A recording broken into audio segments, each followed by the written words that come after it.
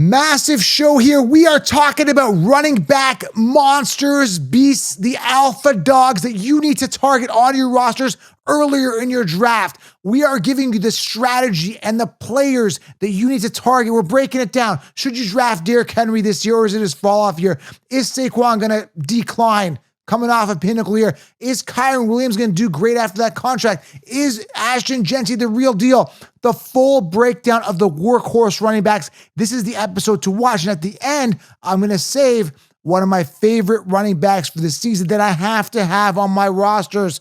Make sure you guys do subscribe, hit the thumbs up, and we are ready to get into workhorse running backs and strategy. Major mega episode. I got Walter Football waiting, ready to go.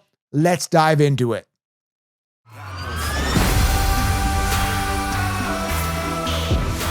Running back beasts. Yes, the monsters, the workhorses, the alpha dogs in the early rounds. We are breaking down and talking about all the available workhorses, the guys that are going to get all the volume and also the situations surrounding them. So, for example, Derrick Henry, is it the fall off here? Jonathan Taylor, do you trust him? Bijan, do we have to worry about Jahmyr Gibbs? Is Montgomery going to be a pest? We cover it all. We're talking top running backs for fantasy football 2025. The wise and wonderful, a.k.a. Walter from WalterFootball.com. The great, the powerful, oops, I shouldn't have said that. The wise and wonderful expert, the great expert, Walter. What's going on, man? I lost my greatness and power, but I am wise, so that is definitely appreciated. Thanks for having me on, Joe. Yeah, I can't wait to break down these running backs. You have to nail them because it falls off a cliff after like round 4 or so. So you need at least 2 of these guys in the early rounds, I think. Yeah, I mean, last year there wasn't too many fall-offs to those running backs. We had CMC, which I knew about. That was obvious for me, not so much for a lot of other people. We had Breece Hall, who was a big bust last year. We had a couple other ones that didn't perform to where they should have. But overall, the workhorse running back, barring any type of injury, is set. Like, it's as safe as they get. And that's why I implore you, and I tell you in the 16-round draft, if you've not got it, secure the solution right now.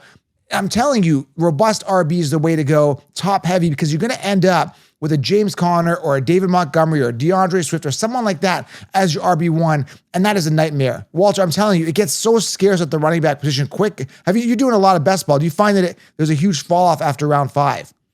Yeah, I would say round 5. I don't like. There are a couple guys you can get like rounds 6 through 8, and I think that there's one we can maybe mention later who's getting drafted way too late for his situation. But you really want to get 2 of these guys. I've done 144 best ball drafts so far, and I'm trying to get 2 running backs in the first 4 or 5 rounds. So if I leave like round 5 with only 1 running back, I'm pretty worried about my situation. Yeah, man, it's wild. It's really bad out there. And the biggest excuse that Chiefs and all these so-called experts are saying, they're saying, hey, let's fade running back early, go wide receiver early. Reason being is that running backs get hurt. I'm like, you guys aren't the smartest.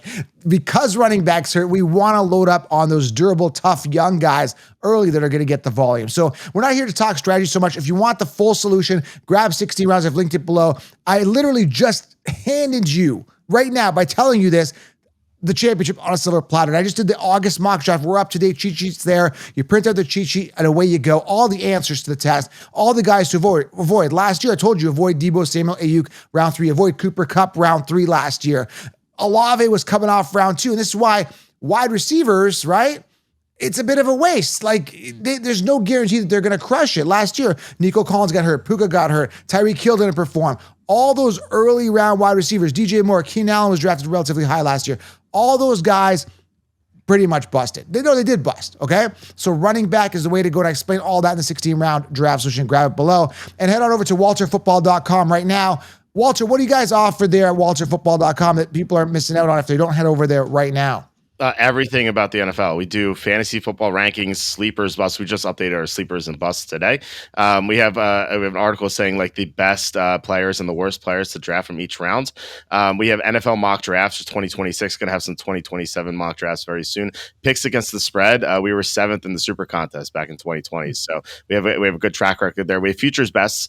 A lot of like great values out there. We grade every signing, we grade every trade, and it's all free at WalterFootball.com. So check us out. But you're totally totally right, Joe. Like everyone's drafting receivers, they say they're safer, but yet the players who are injured right now are the receivers. You have Jefferson hamstring, AJ Brown hamstring, Puka Nacua is dealing with Stafford's injury. Like all these receivers have injury question marks right now. You just took away his job, and he is pissed off. Breaking Brad, where are you? Breaking Walt. Embrace the fury.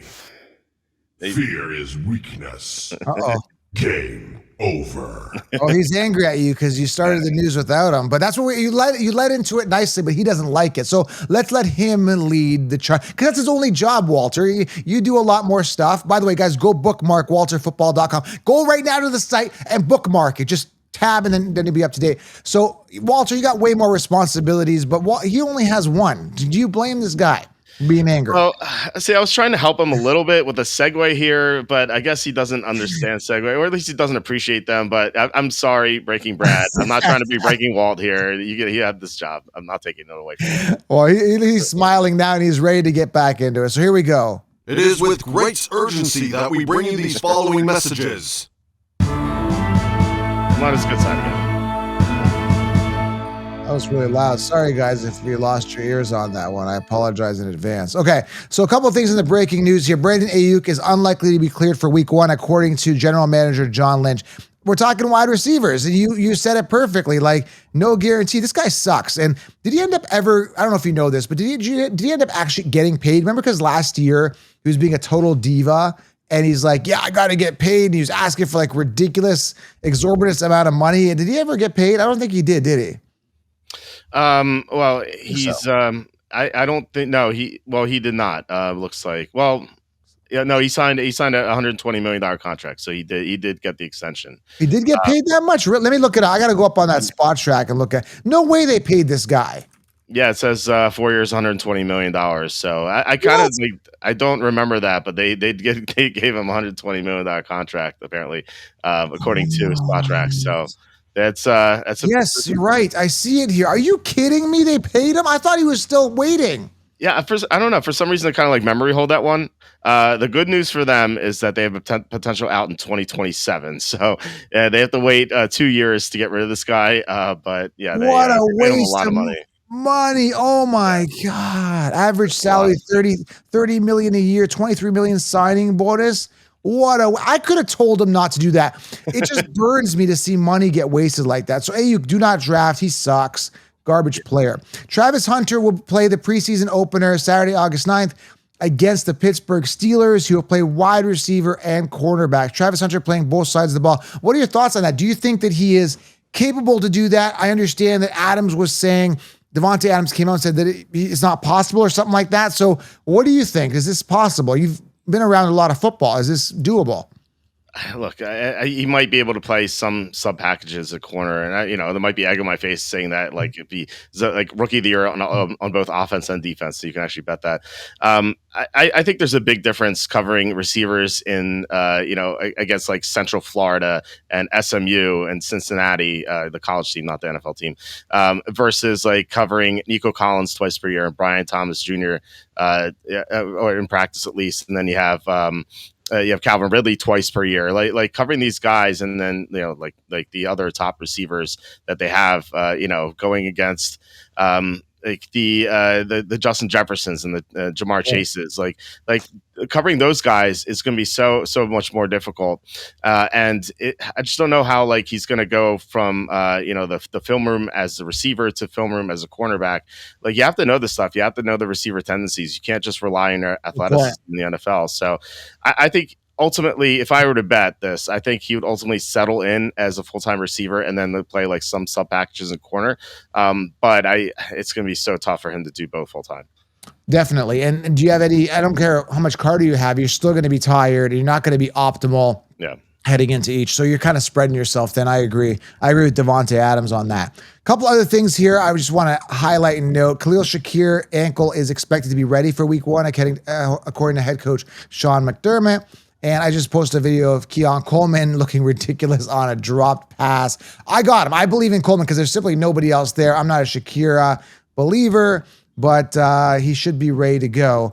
How that's going to continue, who knows?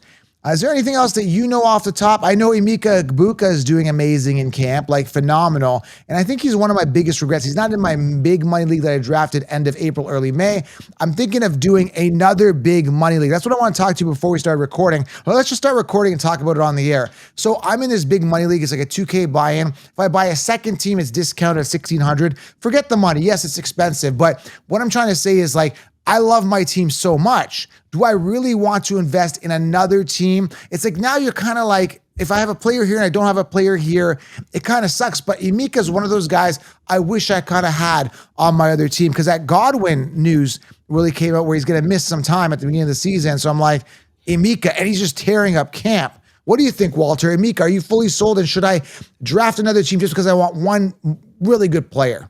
I love Emeka Egbuka. I wouldn't do another draft for one player, but I think you also said there's a running back you wanted as well. Hampton. I want some more Hampton stock. Yeah, so you have like two guys you want. So I think if you find like a third, then suddenly that's like half a starting lineup. So maybe you do it at that point. I can't speak to your financial situation, but I mean, if you have the money, I would do it. I think having more chances to win a huge money like that, the more the better. I'm speaking as someone who's done 144 drafts. So. It's not even about the money. It's about like that's my baby. That's my main event league. Like I just find that if I spread myself thin, I've already got 3 other leagues. Right? In total, this would be a 4th plus all my best ball, plus managing your teams and helping everybody. I got to make a decision. And I'm really good at these decisions. It's just that I wanted one main event team, but Emeka and Hampton have really emerged, and I just want that stock. Now, the problem is, well, let's get right to the running backs. So we're done with the news. Let's go right to it. And we're talking workhorses. So I wanted to start with Bijan and Gibbs and work down, but let's start right off with the Hampton situation here. So there's Omarion, Hampton, and then there's, who are the other guys? Henderson and Harvey. So these 3 guys, the rookies that have a ton of upside. Okay, let's talk about these 3. So Hampton, if you want him, you got to get him in the second round. Is he a workhorse? That's what we want to talk about here. I would say yes, he is, but we don't know. Najee could say, oh, my eyeball is fine. Instead of walking laps, I'm going to run. And the trade-off here, I love Kyren this year. Okay, we're going to talk about that in a second because we're talking workhorses. We're going to go through each one of them here. But Omarion Hampton, yes, as of right now, I love him, but you're going to have to pass up on a Chase Brown, who's almost guaranteed volume, or a Kyren Williams if you want him, right? So Omarion Hampton, are you feeling workhorse capable here? He didn't look good in that first preseason snap. He only had a couple carries though, right? Yeah, he had 2 carries. He gained 8 yards on his second carry. So, and I mean, such a small sample size. I'm not gonna read too much into it. I thought it was mostly positive because they only gave him 2 carries and they're like, "You're done. Like, get out of here. We don't want you to get hurt." So, if they didn't believe in him, if they're going to give other guys carries like a Vidal or something, then I think they would have given him more work to kind of compete. But I think he's kind of clinched the job there. And Najee Harris is someone who wasn't even cleared to walk 4 days ago. So I mean, this guy's lost his depth perception. Like how is he going to find the holes to run through? It's bad. His career might be over. Like we may never see him again on the NFL field, or if we do, like he's going to like get stuffed a few times and then no one's going to sign him. So I love Hampton. I'm trying to get him in the 3rd round every time. I'm sometimes getting him at like 305, 304, 306, something like that. That's like the latest he goes. He's usually gone by late 3rd round. Oh no, dude! Like I'm telling you, I did this $350 buy-in league, right? And it was like he was gone. Like I see him go on. Like, well, I got him. Like I got him in mid 2, but I was watching ones before. Like they put it on YouTube and stuff, and on this league. But he was coming off at the 3 right out early, first pick, 3rd round. Like if you don't get him in the second round, 100% he's gone round 3. Like 100%. Yeah, I did a draft. We do live drafts, mock drafts each weekday night as long as there's no preseason games. So we did one last night, and I had the 8th pick, and he went right at 307. So I got sniped there. I would have taken him at 308, even though I took 2 running backs before then. So that I feel like sometimes he's going mid 3rd round, but you're right. Like I've seen him creep into end round 2 as well. So it depends on who's drafting and whatnot. This is not a show on this or that or this. We're just breaking down each running back. So we're going to go through Bijan, we're going to go through Henry and all that. But I just lumped these 3 together. Out of these 3, who is kind of set to finish with most points? Now, Omarion Hampton, to me, as long as Najee sits, jumps right out just based on talent, opportunity, that offense. Then you got Harvey, who could be sharing a bit with Dobbins. There was talk about him being 5th on the depth chart. That's BS. That's unofficial. And I looked at that depth chart. It looks like all the rookies are starting at the end of the depth chart. They're almost like someone in accounting or not account. What is it? Someone in logistics there that does the website, whatever. Just did not move him over. So someone should get fired. But I still love RJ Harvey. But Henderson is lighting up camp as well. Like, looks unguardable, amazing as a receiver.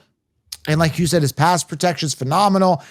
All three of them are exciting. I've got more Harvey stock, but looking at this now in August, he looks like the weakest link here just based on situation. Yeah, there was a report saying that Dobbins is going to be the starter. Now that fifth string is nonsense. Last year Bo Nix was the third stringer heading into the preseason. Yeah. So I think that Sean Payton does that all the time. He did that with Kamara in 2017. Kamara was the third stringer at this time back in 2017. So he's not the fifth stringer. I think it's maybe like motivation to like keep these guys going. So, but there was a report saying that Dobbins will be the RB1, and they have concerns about Harvey and pass protection. So like we're talking about workhorses, like Harvey's not a workhorse. I don't think this year, maybe next year. But he's going to split touches. And even if like Dobbins gets hurt, we might see some McLaughlin on third downs and like at pass protection, because they don't really trust Harvey in pass protection. Like of these three, Harvey's pass protection is the worst of these three. So I would say I would rank Hampton, then Henderson. I love Henderson. I've talked him up a bunch on the show, and then Harvey in that order. And that's a third guy. You talked about having that third player that I want more stock of. It would be Henderson. So I wouldn't mind going that's a problem though. I want Genty round 1, then I want Hampton round 2, then I got to spend like a third to fourth on Henderson. Now you got 3 rookie running backs. That being said, they're still in a great position. So I don't fear this situation. You could blend in a Gibbs maybe round 1, then get a Hampton, then a Henderson round 4 if he falls.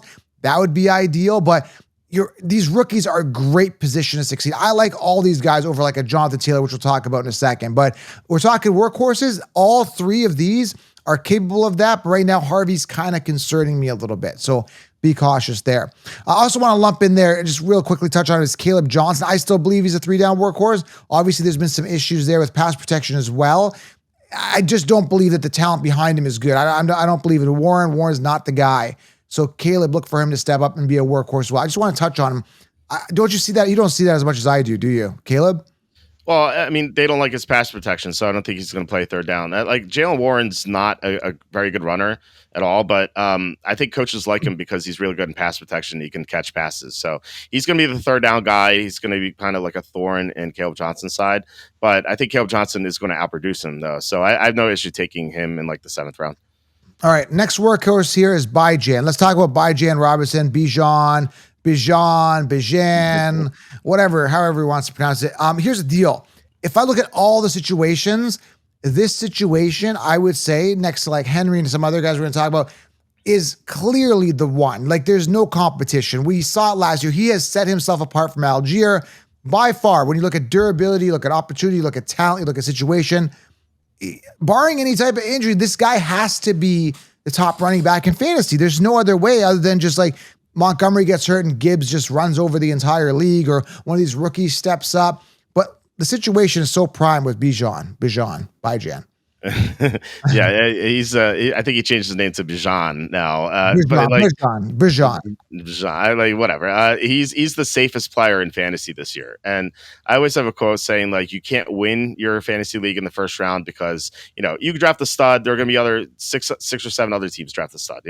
But you can lose it. And so if you draft a running back or any player in the first round who has major injury concerns and they get hurt, then like a Christian McCaffrey, for example, like right. McCaffrey. If you draft McCaffrey last year, you lost your league because of McCaffrey, unless like you nailed everything else, which is like unlikely to happen. So Bijan, I think he's the favorite to go number 1 for a good reason. He's just so safe, and like I said, you need your running backs early, so that's why I would take him over Ja'Marr Chase. For sure, I like him easily over Ja'Marr Chase, and I want to implore you, since we're talking running backs and strategy, go running back early. We talked about this.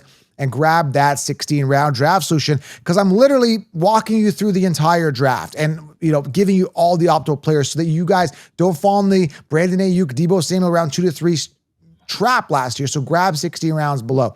All right, next guy is Jahmyr Gibbs. Biggest question when it comes to him, is Montgomery going to be a pest?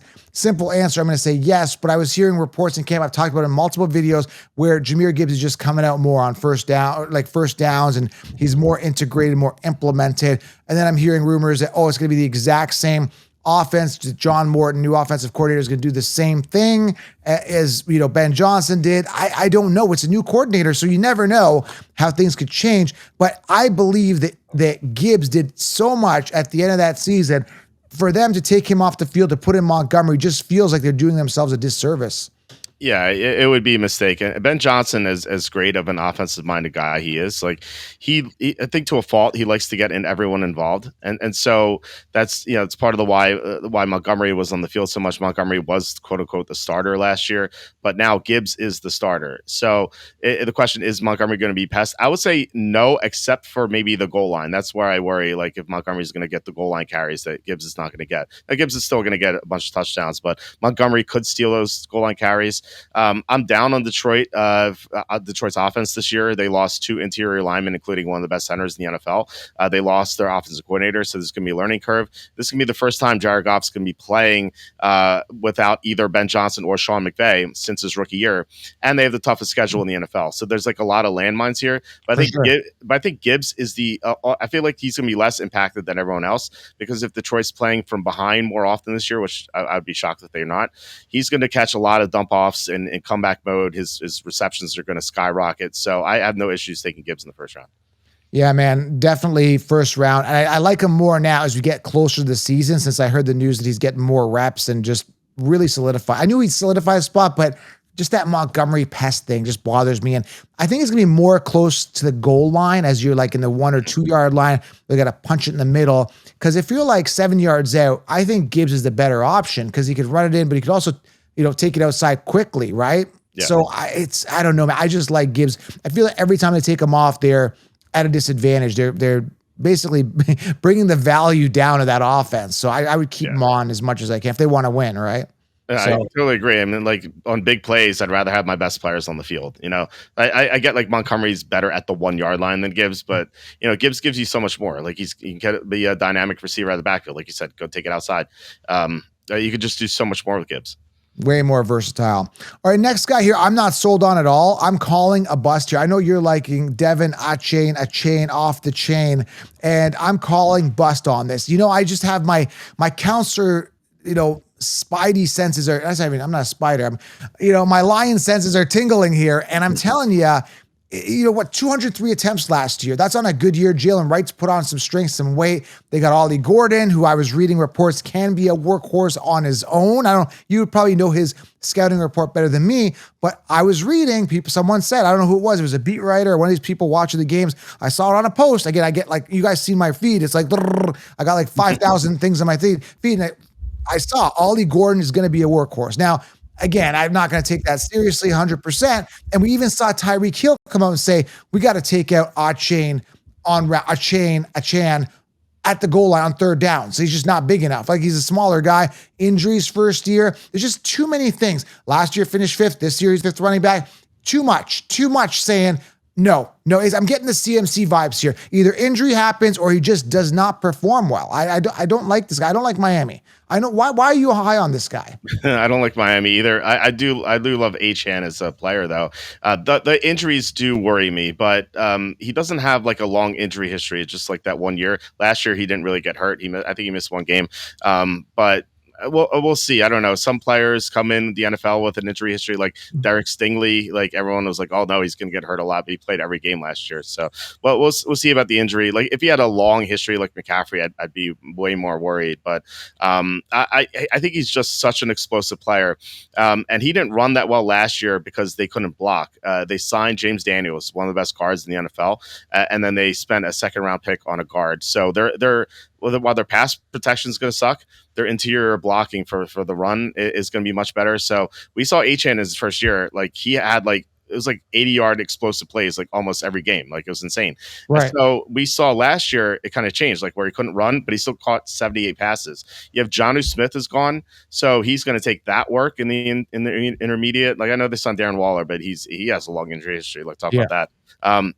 So like we could see like a confluence of like first year explosive runs and second year almost 80 receptions coming together. Like I said, injuries are a little bit of a worry, but I think that he is a legit threat to finish as the top fantasy player this year. Oh man, I got to bring Connor out here. We're kind of tighter for time here. I got a meeting after this and you got to go. So man, I'm telling you right now, I'm just not sold on Achane, but Connor would love you. Hold on. Let me ask Connor. Connor, what do you think? Oh, I love Walter. He's such a sweetheart. He's copying and pasting. There you go. So we're not going to bring him on screen because it takes too long to get him up here. But yeah, he seems to like you on this one. What do you think? I'm over ADP on Achane, so I'm taking him earlier than the ADP. So wow. Okay, we'll come back to this. Don't worry. If he busts and when he does and when he gets hurt, because injury counts, we're going to have some sort of celebratory cake between, you and Connor. You guys, I'll be celebrating your losses, both of you guys. All right, other workhorse here. I'm not high on this guy at all. I think he's safe, but I just think there's better options. Bucky Irving, another guy primed for success. And remember, last year, everyone was telling you Rachaad White. I'm like, Rachaad White sucks. He was averaging like 3.4 yards per carry, something stupid like that. Ridiculous. So Bucky Irving, I don't know. There's other guys I like more. Like, give me Kyren Williams over Bucky. What are your thoughts on Mr. Bucks? I'm also over ADP on Bucky Irving. Like I'm taking him early round 2. So I think that he could be a top 5 running back this year. He's my number 4 running back in my rankings. So I don't understand why he's going so late. Like he is like Rachaad White is not going to be much of a factor this year. Rachaad White even said himself, this is his last year in Tampa. So I think he's going to get phased out. There's a new coordinator. Like last year, they used 2 running back personnel a lot, which is why White had so many touches. But I feel like that's going to go down. And now Bucky Irving is not a rookie anymore. He has experience. And like as great as he was last year, like early part of the season, he wasn't doing all that much. Like it was like him for a week, then White for a week, and then they kept rotating. In the second half of the year, Bucky Irving took over and was just a monster. He was one of my top sleepers last year. His ADP was like 15th round. It's pretty crazy. I think that he could be a league winner this year. If people are drafting him like late second, if you get him late second, like I like whenever I have the top pick and I take like Bijan or if Bijan's going like Ja'Marr Chase or something, if I get that, I'm like praying that Bucky Irving comes back to me and that I can go to Hampton. So if you start like Ja'Marr Chase, you can go Ja'Marr Chase to maybe Bucky Irving and then Omarion Hampton. I like that start. That's a nice start. I just like other running backs. Like I like Kyren better than Bucky, and he's coming off after. I'm looking at the ADP. Kyren's ranked 12th in PPR, Bucks running backs. Bucky's 9th, and I just like Kyren better. It's just more of a preference thing for me. I'd rather have Hampton and Kyren. I just don't want to miss out on those guys. I'm missing out on Bucky because I just like those guys better. All right, next guy here, Saquon Barkley. This is a big debate here. And we always talk about the last time a running back finished 2 years on top in fantasy points was Priest Holmes in 2002, 2003.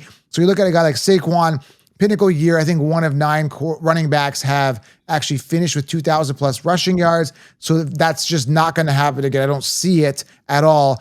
And I was hearing that offense was saying something along the line of that they're just going to run other people or work, not even run other running backs, just not work him as much. And they haven't come out and said, we're going to run him to the ground again. I think they're going to act more of a preservation type thing for him. Super Bowl hangover, Madden cover. It almost seems like it was too perfect last year.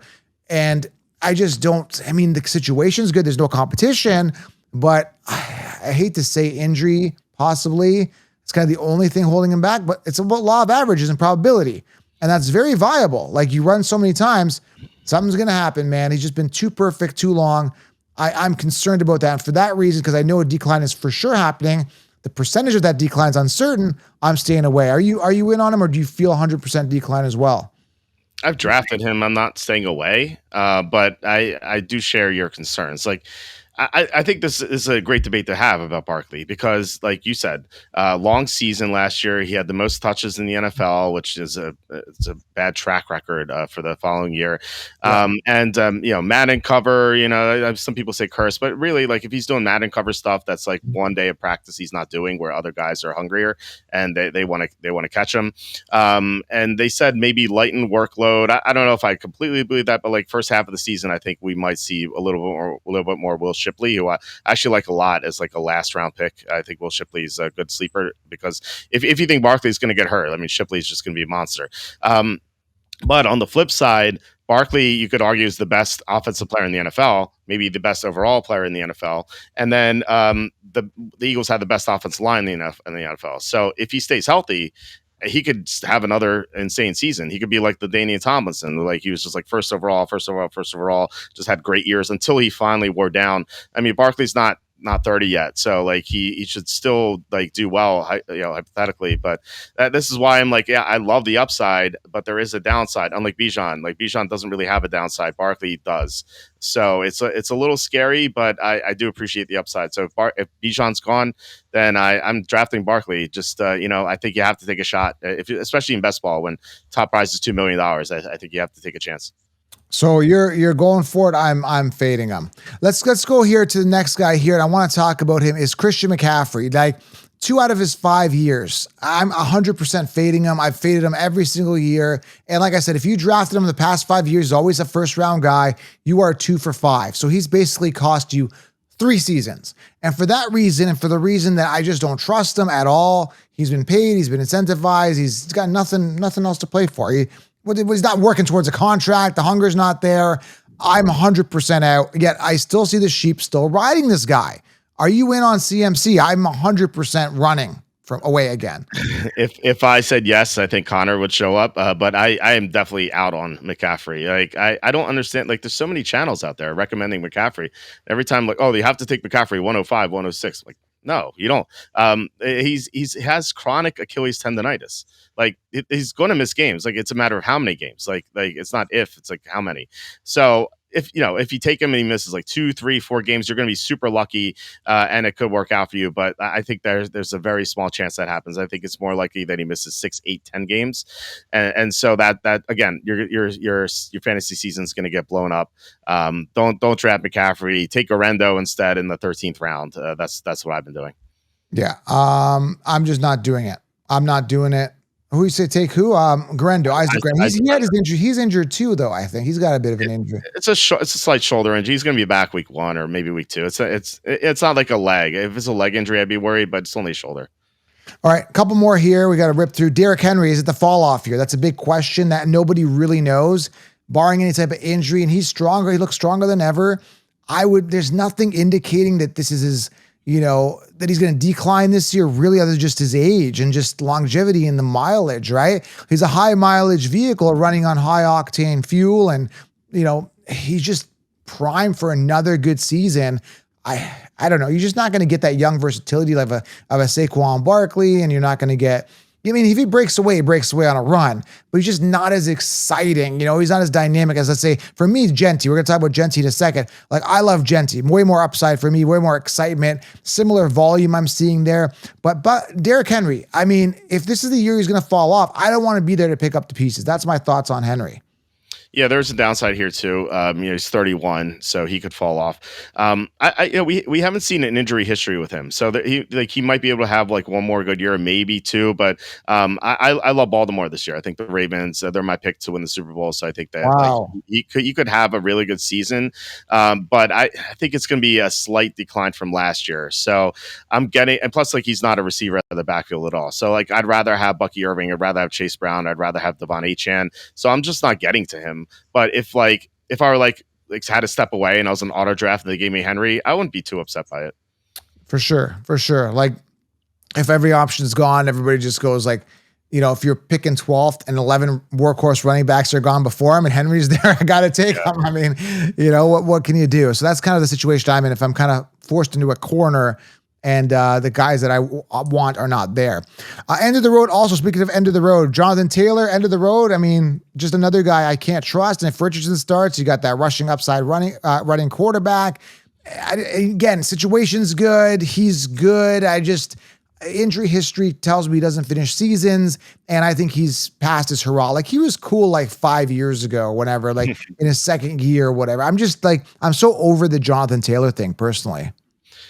If you want to make a positive argument for him, it's like they're going to give him so many carries this year because this is is probably the end of the road for him. Like I think it's his final year of his contract, so like they might as well just run him into the ground and then like Giddens or whoever else take over next year. But I'm not on Taylor. I don't like him very much.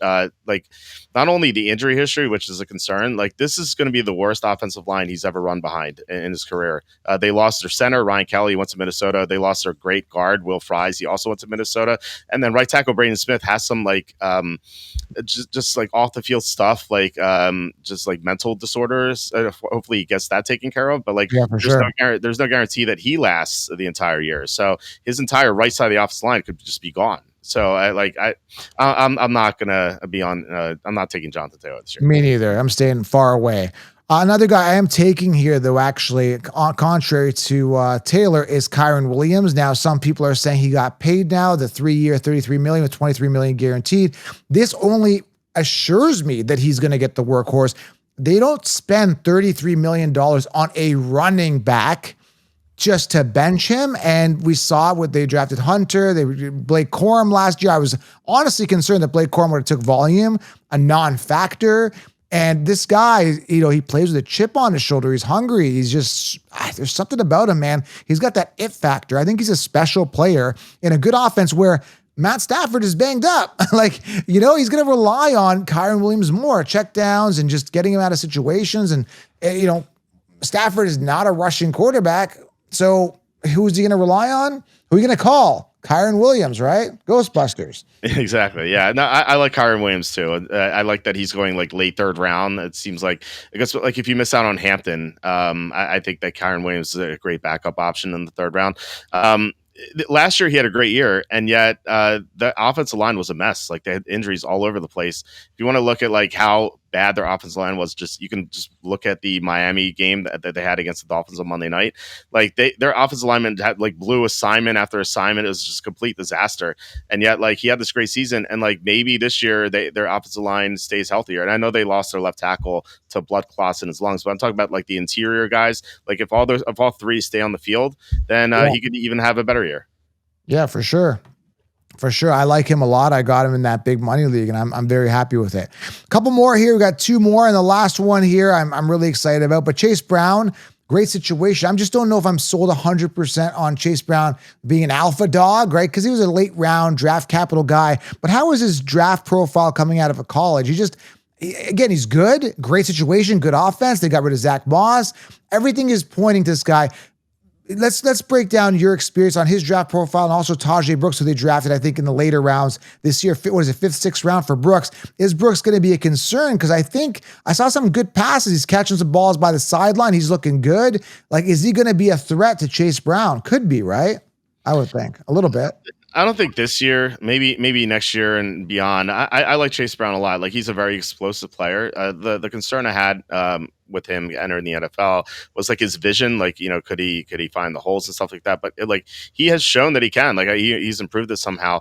And plus he's a good receiver out of the backfield. I'm a believer in Chase Brown. I like Bucky Irving a little bit more, so I'm not getting to as much Chase Brown as I normally want to because it's hard to get both. But sometimes you can. Like I said before, if you draft early, you get like Bijan or something, then you can get a receiver round 2, and then you get Chase Brown round 3, or maybe Bucky Chase, like triple running back isn't like right. the best thing, but you can do it if you play it with a flex. So I like Chase Brown quite a bit, but like I said, Irving a little bit more. Last one here. I do like Chase Brown. Again, I'm missing out on him. I'm getting Kyren and other players here, so I end up missing out on him. And the last one here I want to talk about is I'm all in on 100% is Ashton Genty. And you know more than anybody when you and Charlie and your team there looks at the draft profiles. This guy, we're talking generational talent. Are we here? I mean, there's no competition. He's going to get a ton of workload. I know you're saying they're going to work in, whoever's over there. I don't even know Raheem Mostert. Like, no, I don't even think about him. He's in the back of my mind here. Jahmyr White, I think he's playing with second or third team.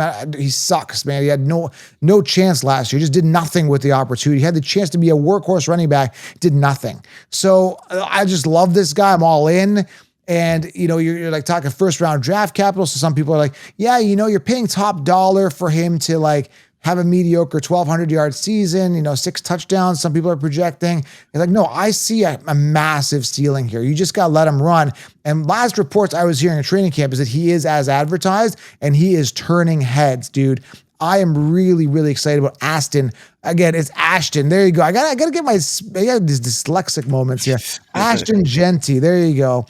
I can't take the H out. There you go. Ashton Genty. I love him. Don't you love Ashton? You don't love him as much as I do, unfortunately, Walt. I'm sad for you. I'm sad that you're not here with me. I'm not. I trust Charlie Campbell. He's the most accurate mock drafter in the world, and it's because part of the reason is because he talks to like half the league. Like it's crazy. He talks to like GMs and stuff like that. And he had like 2 separate higher ups with the Raiders tell him that Genty's not all complete there like this year because of pass protection worries. So I don't know if he's going to play third downs. And we saw 2 years ago everyone was taking Bijan in the first round. And like that turned out to be a regret for a lot of people because you had billionaire Arthur Smith give carries to Tyler Algier instead. Now you might be like, okay, there's no Arthur Smith in Las Vegas, but Pete Carroll has pulled the scrap too. Like the Seahawks drafted first round running backs all the time or early running backs, and like he'd always give carries to the veterans. So I think Carroll's going to make a lot of enemies in fantasy football this year, like in the first part of the season. Like it wouldn't surprise me at all if like week 1, Genty gets 17 touches, Mostert gets 13. And like people are so angry, they're like, give Genty more touches. And you're gonna see the same thing for like 2, 3, 4, 5 more weeks. But I think like second half of the year, that's when Genty's gonna explode. That's when you want your guys to do the best anyway. So and plus like I don't think they're going to want to run him into the ground. He had 400 touches last year at Boise State. That's a lot of touches. I know he's a young guy and he can maybe handle it, but like there's no reason for the Raiders to run him into the ground this year. Like they're not. I think they know they're not winning the Super Bowl. So I think they want to like maybe preserve him for the future. So like year 2, year 3, he's getting more work and he can handle it. But like coming off 400 touches, it's a little tough. So I think you're going to see a lot more Mostert than you really want, unfortunately. And again, we're recording this before the Thursday night game. You guys, we released at 7:30 a.m. So there is a game tonight. I don't know. Is he even playing tonight? Like, I don't even know.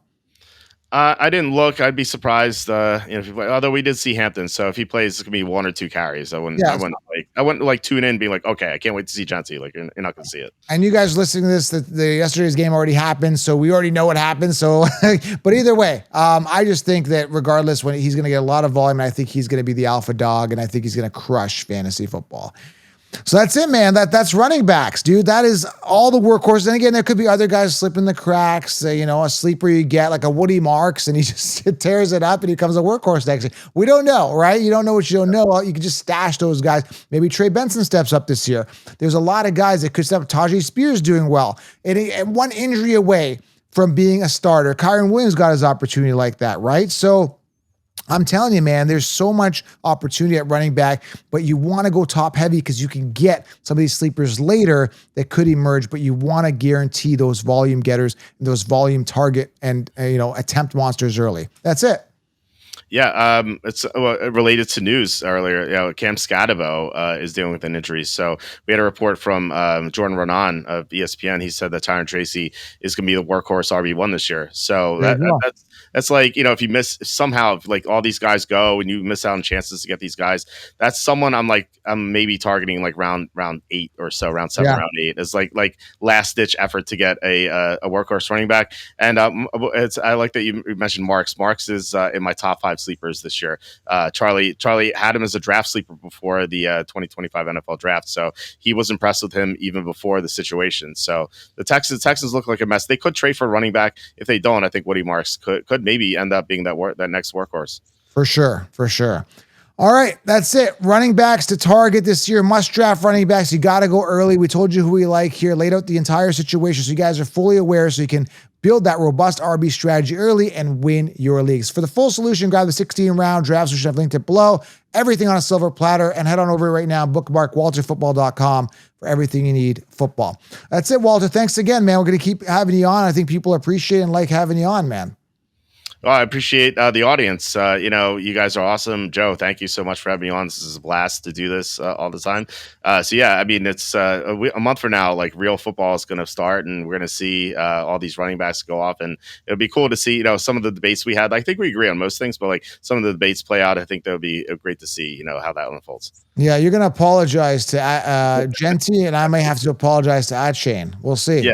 We'll see. We'll see. Injuries could certainly happen with Achane. Like I brought that up before, but all these guys are super talented. So if they stay healthy, they both could have great years. All right, and Connor, we didn't bring Connor up. We'll have to bring him out next time. I know you're already starting to miss him, so we'll have to bring him up. So I'm a little worried. I mean, you did the voice, but you said you had lunch before the show, and now I'm worried about his safety. So I was pretty hungry, so maybe I am imitating his voice. Maybe there's something that happened to Connor. That could be the new storyline. Is Connor missing? All right, man. Missing animal, missing pet. All right, man. Well, we'll talk soon, guys. Thank you. We appreciate you guys being here. And that's it, Walter. Running backs, robust or bust. That's it. Yep, that's right. Draft these guys early. All right. Have a great day, guys. We're out. All right, bye. All right, Walter. I'm going to keep this recorded because I'm going to record a quick intro when you leave just for to get more excitement. I'm just starting to do that now so people stay. Okay. Because I do this whole state of the end thing, and I didn't do that at the beginning, Oh, right. Okay. Yeah. Makes sense. Yeah. All right, brother. Thanks again. So when do you want to go again? Do you want to go next week? I don't know. Yeah, next week. Monday, Tuesday, I'm booked because Tuesday I got to get a tooth pulled. Unfortunately, and Monday, my wife's taking me out for my birthday, and then but the rest of the week I should be good. Can we get you in one more time this week? Maybe Friday? Are you free Friday or no? Or that's shit. Never mind. It's already Thursday. For some reason, I thought it was Wednesday. Yeah. Okay. Let's aim for next week, I guess. Okay. Yeah, but sounds good. Okay. Sounds good, man. Thank you so much. I didn't realize it's already Thursday. It's just kind of flying by. Yeah, this week's gone by quickly. Should I do this league? I think I should do this league again. A 1,600 main event. There's not a lot of teams in this thing. The chance at $1 million is good. I want to add Travion Henderson, Hampton, and Emeka. I don't know. I think those guys could be league winners, all three of them. Yeah, I really like all three for sure. Maybe think of like a fourth guy you kind of you like, but maybe not as much. So, I think there's enough differentiation where it makes sense to do too. Yeah, 1,600 though, man. I could do a lot with that though. It's a lot of money. I know, it's insane. All right, brother. We'll talk soon. Thank you so much. All right, sounds good. Thanks for having me on. Take care. Bye-bye.